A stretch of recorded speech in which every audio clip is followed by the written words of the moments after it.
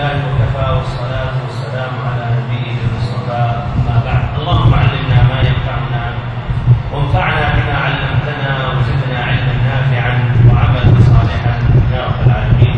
اللهم أرنا الحق حقا وارزقنا اتباعه وأرنا الباطل باطلا وارزقنا اجتنابه. سائل تعريفين الله رب العالمين الكريم وحكم الكريم ويتوفر درب السلام وصي رسول اسم حبيب ہمارے امام ہمارے سردار محمد صلی اللہ علیہ وسلم پر، آپ کی آل پر، آپ کے اصحاب پر اور اس پر جس نے قیامت تک آپ کا راستہ اختیار کیا اور آپ کی ہدایت سے راہیاب ہوا. اللہ رب العزت سے دعا کرتا ہوں کہ ہمارا اور آپ کا شمار بھی انہی میں ہو جنہوں نے آپ صلی اللہ علیہ وسلم کا راستہ اختیار کیا اور آپ کی ہدایت سے راہیاب ہوئے. آمین یا رب العالمین. بھائیو محترم ساتھیوں، آج ہمارا موضوع سیرت کے متعلق ہے یا سیرت کا ایک مہم موضوع اور مشہور موضوع جو ہرقل روم یا شام کا سردار اور بادشاہ قیصر اور ابو سفیان رضی اللہ عنہ کے ساتھ ہوا تھا. ابو سفیان اس وقت اسلام نہیں قبول کیے. انہوں نے اسلام لانے کے بعد یہ واقعات ذکر کیا تھا جس سے واضح یہ ہوتا ہے کہ نبی صلی اللہ علیہ وسلم کا مقام اور احترام اور عظمت کس طرح کافروں کے سینوں میں بھی یہ بسی ہوئی تھی. اور ایک بادشاہ بھی نبی صلی اللہ علیہ وسلم سے ڈرا ہوا تھا اور حقیقت بھی اس کو معلوم ہو گئی تھی اور اسلام کے قریب ہونے ہی والا تھا، بلکہ اسلام میں داخل ہی ہونے والا تھا. لیکن آخری وقت میں اس نے دنیا کو ترجیح دی، ریاست کو ترجیح دی، بادشاہت کو اس نے مقدم کی، جس کی وجہ سے اس کو یہ شرف حاصل نہیں ہوا اور اسلام میں داخل نہیں ہو سکا. آج ایسے وقت میں موضوع رکھ رہا ہوں جس وقت ہم دیکھ رہے ہیں کہ یہ کافر نبی صلی اللہ علیہ وسلم سے دشمنی ظاہر کر رہے ہیں اور آپ صلی اللہ علیہ وسلم کی توہین کرنے کی کوشش کر رہے ہیں اور سمجھ رہے ہیں کہ ان کی یہ توہین کرنے سے یا مذاق اڑانے سے یا نبی صلی اللہ علیہ وسلم کے متعلق کچھ کہنے یا چھاپنے یا کرنے سے نبوت کے مقام پر کچھ دھکا لگ سکتا ہے یا اس پر کچھ خلل پیدا ہو سکتا ہے. ہرگز نہیں، بلکہ وہ اپنے سر کو پیٹ رہے ہیں ایک پہاڑ سے. جتنے ہی زور سے اگر وہ اپنے سروں کو ٹکرائیں گے اتنا ہی ان کو تکلیف ہوگی اور اس پہاڑ میں ذرا بھی سراغ یا اثر نہیں ہو سکتا. جبکہ ہم مسلمانوں کا یہ عقیدہ ہے کہ ہم تمام نبیوں سے محبت کرتے ہیں، تمام نبیوں کا احترام کرتے ہیں، تمام نبیوں کے لیے ہم دعا کرتے ہیں اور وہ نبی صلی اللہ علیہ وسلم کی توہین کر رہے ہیں اور بہت ہی مختلف مقاصد ہیں. ایک اہم مقصد ان کا یہ ہے اس لیے کہ آج اس روئے زمین میں جو سب سے معزز شخصیت ہے، سب سے عظیم شخصیت ہے، جس کے زیادہ متبعین ہیں، جس کی زیادہ تابعداری کرنے والے ہیں، سب سے زیادہ احترام کرنے والے ہیں، سب سے زیادہ دعا یا ان کا نام لینے والے ہیں، تو وہ نبی صلی اللہ علیہ وسلم کی شخص. نبی صلی اللہ علیہ وسلم کے علاوہ کوئی شخص ہے جس کا نام اس روئے زمین پر لیا جا رہا ہو جس طرح نبی صلی اللہ علیہ وسلم کا لیا جا رہا ہو؟ نبی صلی اللہ علیہ وسلم کے علاوہ کوئی اور شخصیت ہے جس کے ماننے والے، اتباع کرنے والے اور ان کی تقلید کرنے والے زیادہ تعداد میں؟ کوئی بھی وقت نہیں خالی ہوتا ہوگا، بلکہ ایک لمحہ بھی نہیں، بس ایک لمحہ بھی نہیں گزرتا ہوگا جس میں نبی صلی اللہ علیہ وسلم کا نام نہ لیا جاتا، جس میں نبی صلی اللہ علیہ وسلم کا نام نہیں لیا جاتا. بلکہ 24 گھنٹے کے اندر جس طرح کہ اللہ تعالیٰ نے اس دنیا کا ایک نظام بنایا ہے، کہیں نہ کہیں اذان ہو رہی ہے، کہیں نہ کہیں اقامت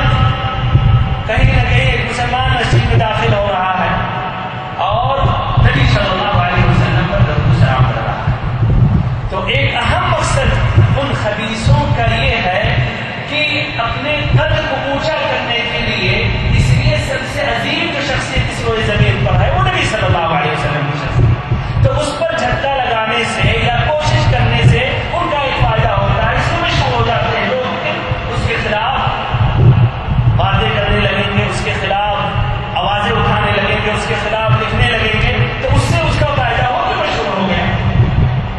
تو یہ ایک نہایت ہی فاسد مقصد اس کے پیچھے کہ اپنے قد کو اونچا کرنا اور ان مسلمانوں کو اذیت پہنچا کر اپنے آپ کو مشغول کرنا۔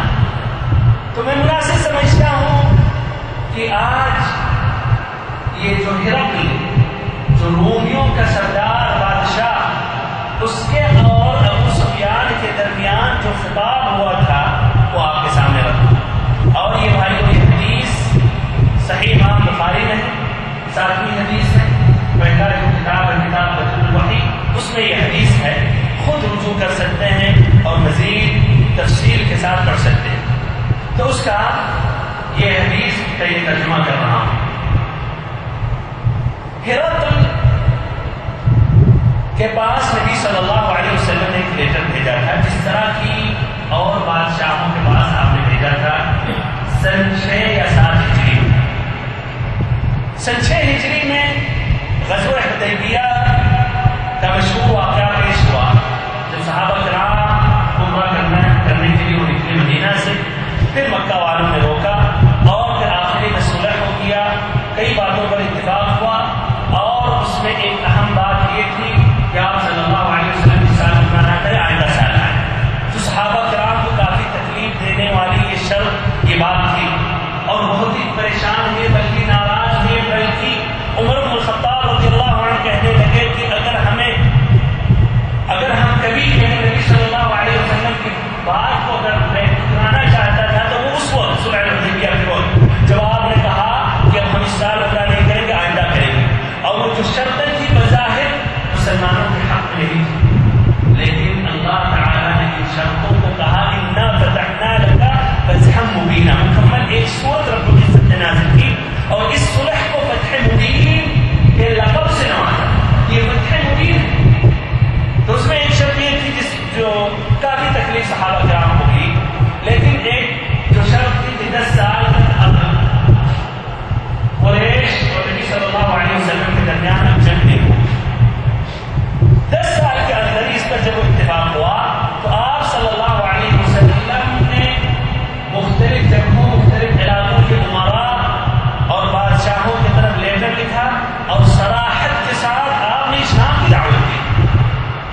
تو اس میں ہرقل جو تھا، جو شام اور روم کا بادشاہ، اس وقت سپر پاور طاقت، فارس کے ساتھ ان کا چلتا رہتا تھا، اور اب قریب وہ غالب ہوئے تھے فارس پر، اور اس کی بھی بشارت نبی صلی اللہ علیہ وسلم نے کی تھی، اور اس کے متعلق سورۃ الروم، غلبت الروم فی ادنى الارض وهم من بعد غلبهم سيغلبون فی بضع سنین۔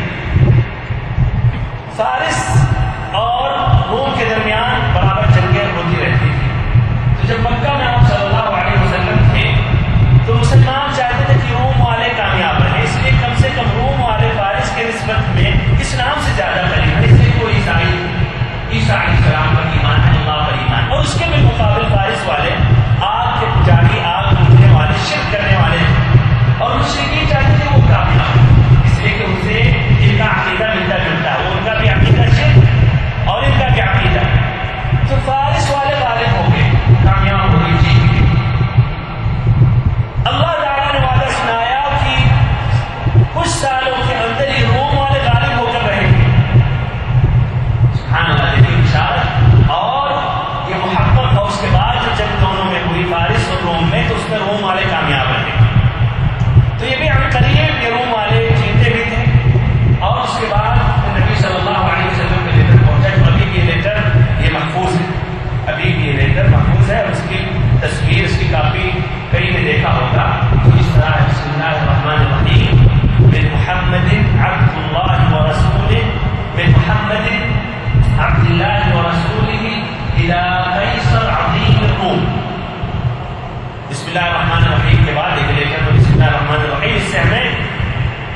کوئی بھی بات اگر ہم شروع کریں تو شروع میں بسم اللہ الرحمن الرحیم لکھنا چاہیے.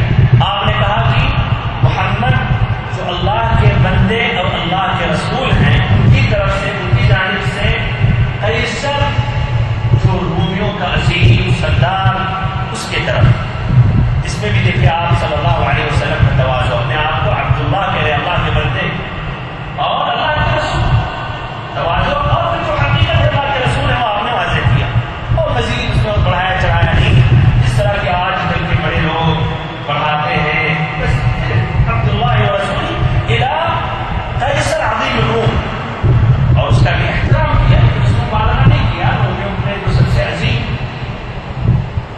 پھر کہا اسلم تسلم، اسلام قبول کر لو تمہارے لیے سلام، اسلام قبول کر لو سلامتی پا جاؤ گے.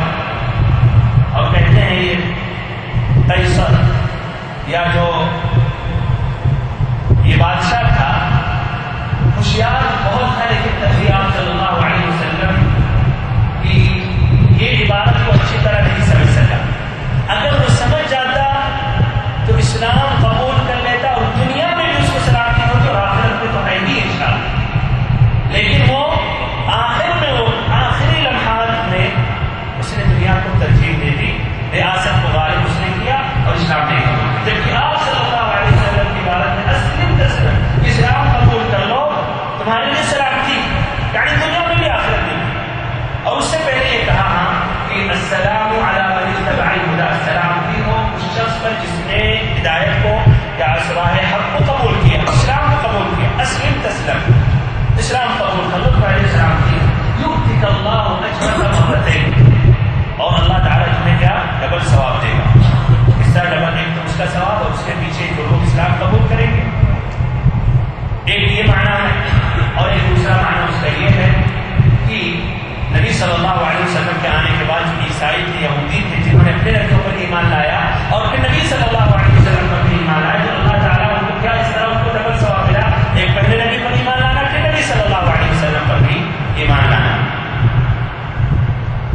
اور پھر کہا فَإِنْ عَصَيْتَ فَإِنَّ عَلَيْكَ إِثْمَ الْأَلِيسِيِّينَ، کہ اگر قبول نہیں کیے اسلام تو اللہ تعالیٰ یا تمہارے اوپر یہ جتنے آپ کے جو تحت ہیں،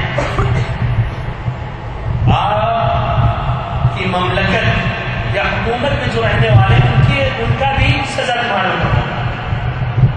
پھر اس کے بعد قرآن مجید کی آیت میں لکھی وَيَا أَهْلَ الْكِتَابِ تَعَالَوْا إِلَىٰ كَلِمَةٍ سَوَاءٍ بَيْنَنَا وَبَيْنَكُمْ أَلَّا نَعْبُدَ إِلَّا اللَّهَ وَلَا نُشْرِكَ بِهِ شَيْئًا وَلَا يَتَّخِذَ بَعْضُنَا بَعْضًا أَرْبَابًا مِّن دُونِ اللَّهِ فَإِن تَوَلَّوْا فَقُولُوا اشْهَدُوا بِأَنَّا مُسْلِمُونَ.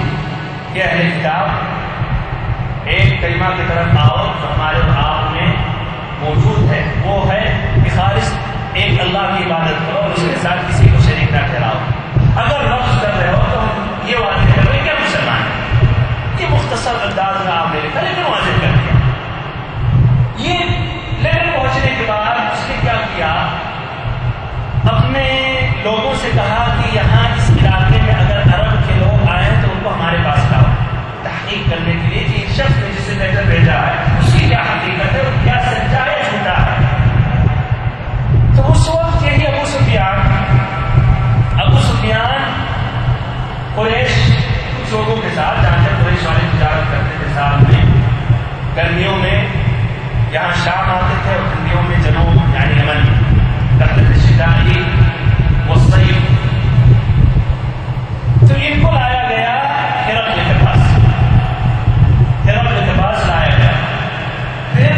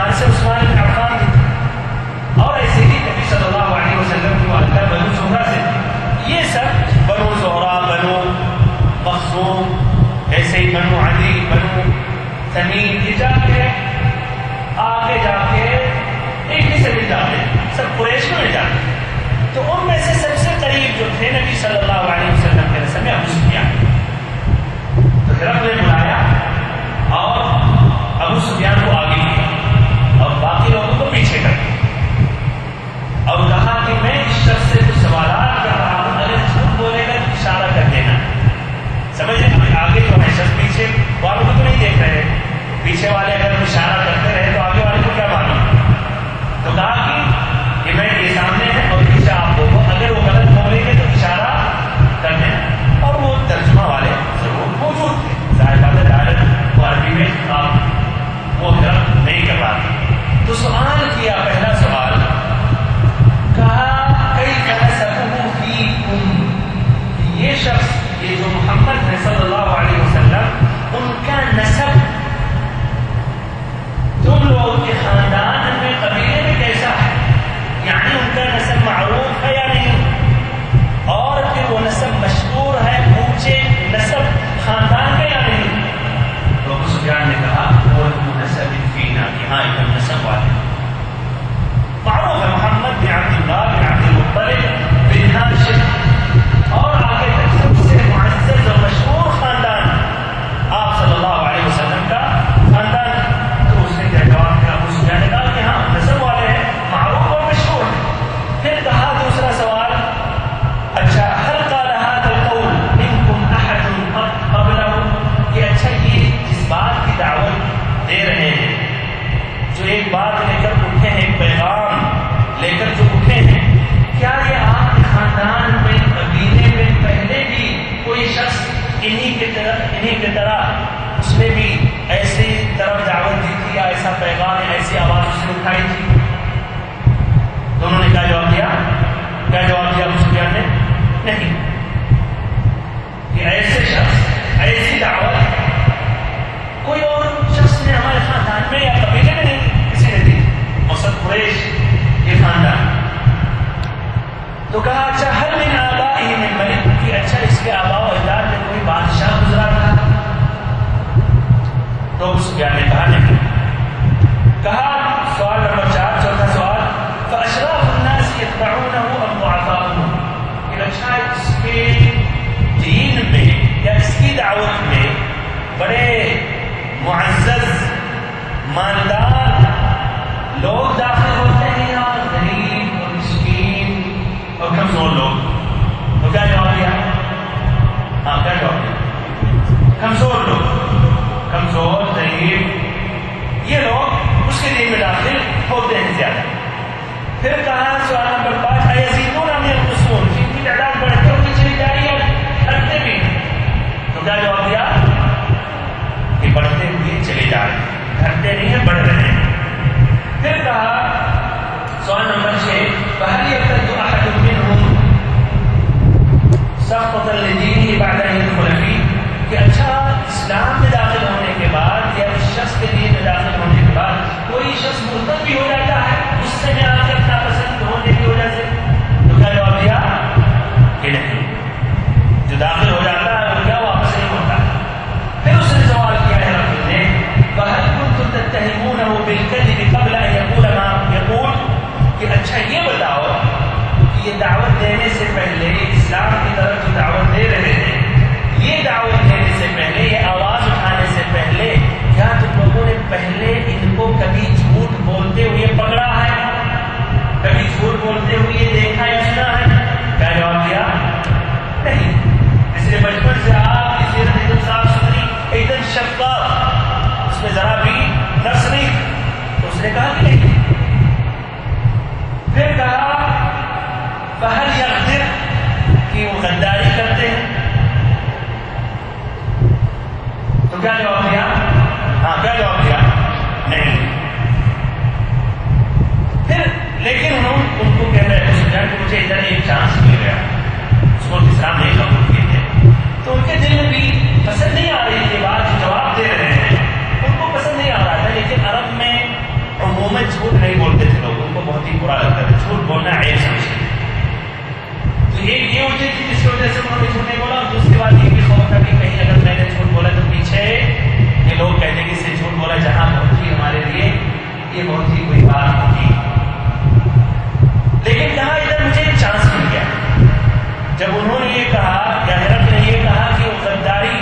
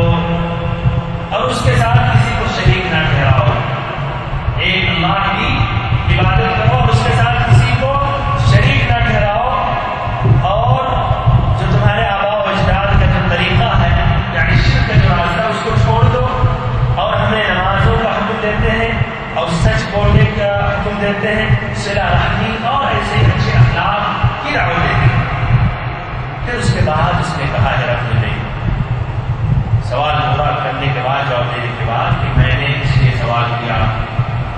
پہلا سوال میں نے کہا کہ وہ نسب والے ہیں، اس لیے میں نے پوچھا اس لیے کہ انبیاء کرام نسب والے ہوتے ہیں، یعنی ان کا نسب تو معروف ہوتا ہے. جس خاندان میں نبی بنا کر بھیجے جاتے ہیں یا جس قبیلے میں، اسی قبیلے ہی سے ان کا تعلق ہوتا ہے، وہیں کے ہوتے ہیں، انہی میں سے ہوتے ہیں، وہیں پیدا ہوتے ہیں، تو ان کا نسب معروف ہوتا ہے. یعنی بغیر نسب والے یا جس کا نسب مشکوک ہے، باپ نہیں معروف ہو یا ماں نہیں معروف ہو، اعوذ باللہ، یا ایسے آ گئے جس میں کچھ شک ہے، تو کیا وہ ایسے انبیاء کرام نہیں ہوتے، بلکہ وہ نسب والے ہوتے تھے، معروف نسب مشکوک ہوتا تھا ان کا. تو اس نے کہا ہرقل نے کہ ایسے ہی انبیاء کرام بھی ان کا نسب معروف ہوتا ہے. پھر کہا میں نے اس سے سوال کیا کہ ان کی بات یا ان کی دعوت ان سے پہلے بھی تمہارے خاندان میں کسی نے کی؟ تو آپ نے کہا کہ نہیں. تو مجھے یہ پتا چلا، اس سے یہ واضح ہوا کہ یہ شخص نیا، یہ شخص کہا انہوں نے کہ میں نے اس لیے سوال کیا کہ یہ دعوت کسی اور نے دی ہے؟ تو تمہارا جواب تھا کہ نہیں. اس لیے میں نے پوچھا کہ اگر وہ آپ یہ کہتے کہ ہاں، تو کہتا کسی شخص کی تکلیف انہیں کا راستہ اختیار کر کے وہ بھی اسی طرح دعوت دے رہا ہے، جس طرح کہ بہت سے ایسے ہوتے ہیں، کوئی بڑا شخص دوسرا کوئی مخصوص راستہ اس نے اختیار کر، دوسرا شخص بھی اسی کی تکلیف کرتے ہوئے اس طرح دعوت دیتا. تو انہوں نے جب کہا کہ نہیں، تو ہمیں پتہ چل گیا کہ وہ شخص کسی کی اس کے معنی مطلب یہ ہے کسی شخص کی تکلیف اس مسئلے میں نہیں کر رہا. ایسے میں نے اس سے پوچھا کہ اس کے آباء و اجداد میں کوئی بادشاہ ہے یا نہیں؟ تو کہا کہ نہیں. اس لیے کہ اگر بادشاہ کوئی ہوتا تو میں کہتا کہ شاید اپنے آباء و اجداد کی بادشاہت کو لوٹانا چاہ رہا ہے، اسی لیے یہ دعوت دے رہا. پھر میں نے اس لیے پوچھا کہ اس کی اتباع یا اس کے دین میں بڑے لوگ داخل ہو رہے ہیں یا کمزور لوگ؟ تو تمہارا جواب تھا کہ کمزور لوگ. تو کہا ایسے انبیاء کرام کے زمرے میں شروع میں کمزور ہی لوگ داخل ہوتے ہیں، مسکین لوگ، غلام لوگ، بڑے تاجر یا سیاستدان نہیں داخل ہوتے ہیں، کمزوری نیچے والے طبقہ داخل ہوتے ہیں. تو کہا ایسے ہی انبیاء کرام کے بھی ایسی دعوت ہے. پھر میں نے اس لیے پوچھا کہ زیادہ ہوتے ہیں یا کم؟ تو کہا کہ زیادہ بڑھتے ہوئے چلے جا رہے ہیں. تو ایسے ہی ہر نبی کی دعوت شروع میں تھوڑی کمزور، پھر آہستہ آہستہ بڑھتے ہوئے چلی جاتی ہے یہاں تک کہ ایمان مکمل ہو جائے. پھر ایسے ہی میں نے اس لیے پوچھا کہ اس میں سے کوئی شخص مرتد ہوتا ہے یا نہیں؟ تو کہا نہیں. تو ایسے ہی یہی ایمان کی حقیقت یہ ہے کہ جب ایمان دلوں تک ایمان پہنچ جاتا ہے تو پھر انسان کفر کی طرف یا واپس نہیں ہوتا ہے. اور ایسے ہی میں نے سوال جو کیا تھا کہ پہلے یہ دعوت دینے سے پہلے کبھی اس کو جھوٹ بولتے ہوئے دیکھا یا سنا یا پکڑا؟ تو کہا نہیں. تو اس پر میں یہ کہہ رہا ہوں کہ اگر اس نے لوگوں کے درمیان لوگوں کے متعلق نہیں جھوٹ بولا تو پھر وہ شخص اللہ کے متعلق جھوٹ بولے گا. یعنی ایک شخص جو اپنی مصلحت کے لیے لوگوں کے درمیان نہیں جھوٹ بولا تو کیسے اتنی بڑی جھوٹ بولے گا، کہے گا کہ اللہ نے مجھے نبی بنا کر بھیجا؟ یہ تو ہو ہی نہیں سکتا. اور پھر ایسے ہی میں نے یہ سوال کیا جو غداری کرتا ہے؟ تو کہا نہیں. تو ایسے انبیاء کرام اور رسول غداری نہیں کرتے. اور ایسے ہی تم نے جب اس کے ساتھ لڑی تو کہا کہ ہاں کبھی وہ جیتے کبھی تم لوگ. تو ایسے ہی حق اور باطل میں ایسے ہی چلتا ہے کہ آخری میں حق غالب ہوتا ہے. یعنی شروع سے حق فوراً نہیں غالب نہیں ہو جاتا، حق اور باطل میں یہ بات چلتی ہے، آخری میں حق غالب ہوتا ہے. پھر ایسے میں نے یہ سوال کیا کہ کن باتوں کا حکم وہ دیتے ہیں؟ تو کہا کہ ایک اللہ کی عبادت کے لیے اور شرک سے روکتے ہیں اور بھلائیوں کا حکم دیتے ہیں. انبیاء کرام کا یہ راستہ اور یہ طریقہ ہے. پھر کہا فَإِن كَانَ مَا تَقُولُ حَقًّا فَسَيَمْلِكُ موضع قدمي هاتين. کہ اگر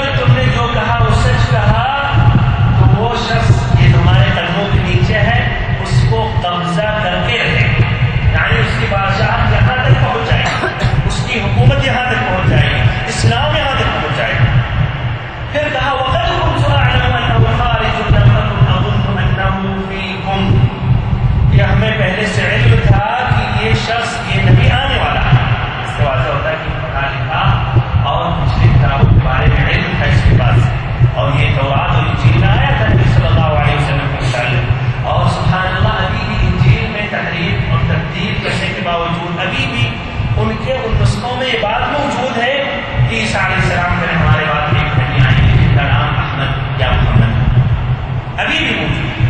بلکہ بہت سے لوگوں نے اسلام قبول کیا ان عیسائیوں میں سے جب اس جملے سے واقف عیسیٰ علیہ السلام ہی کہتے ہیں ہمارے بعد ایک نبی آئیں گے تو بالکل ہم نبی کی اتباع ہم کر لیں اور ان کے دین میں داخل ہو جائیں. تو کہا کہ ہمیں پہلے سے علم تھا. ایسے کہا فلو انی اعلم انی اخلص الیہ لتجشمت لقاءه ولو كنت عنده لغسلت عن قدمیہ.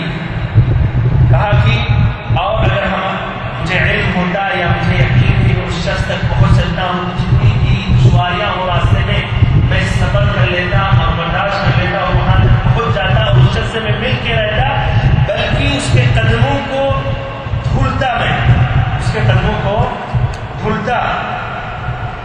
دیکھیں احترام اور تعظیم. پھر اس کے بعد اس نے اس کتاب کو وہ نبی صلی اللہ علیہ وسلم کو جو لے کر تھا اس کو لایا جو نبی صلی اللہ علیہ وسلم نے تحیہ الکلبی صحابی کو دیا تھا پہنچانے کے لیے. بصرہ کا جو امیر تھا اس کے پاس اور بصرہ کا جو امیر تھا اس نے ہرقل تک پہنچایا. تو پھر پڑھا سب کے بیچ اسی کتاب کو پڑھا اور یہی جو کتاب کی شروع میں نے اس کا ترجمہ کیا. ابو سفیان نے کہا ابو سفیان ابھی تک مجلس موجود اور ہرقل نے وہ کتاب نبی صلی اللہ علیہ وسلم کے سب کے بیچ میں پڑھایا یا پڑھا اور سنایا سب. ابو سفیان کہہ رہے ہیں کہ جب اس نے یہ بات اپنی کہی اور یہ کتاب یا رسالہ اس خط یا لیٹر پڑھنے سے جب فارغ ہوا تو اس کے مجلس میں آوازیں اونچی ہو گئی.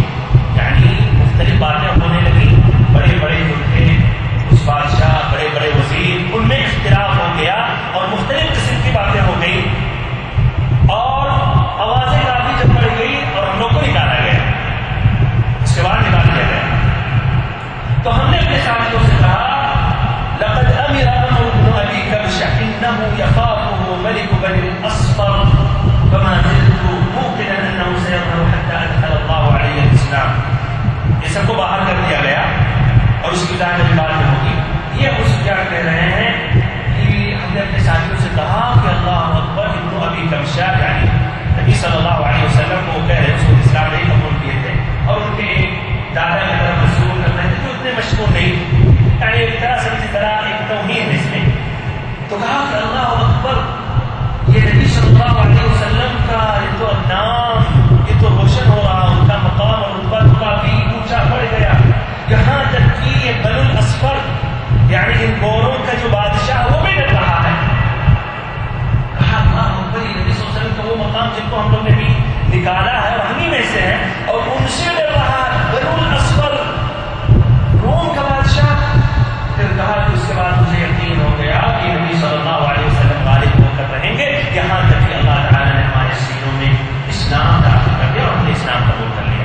پھر کہا جاتا ہے اور یہ بھی بخاری میں موجود ہے کہ اس کی مجلس میں یا ایک مرتبہ ہرقل کے بارے میں کہتے ہیں کہ ہجومی بھی تھا اور ستاروں کو دیکھتا تھا اور ستاروں سے اور شیاطین سے مدد لے کر جانتے ہیں کچھ حق بات بھی ان تک پہنچ جاتی ہے. اور اسلام یا نبی صلی اللہ علیہ وسلم کے بعد یہ کافی آسمان میں حراست مضبوط ہو گئی لیکن اس نے وہ جب دیکھا اس ستاروں میں سے اس کو یہ پتہ چلا کہ اب وہ ایک نبی کا زمانہ قریب آ گیا.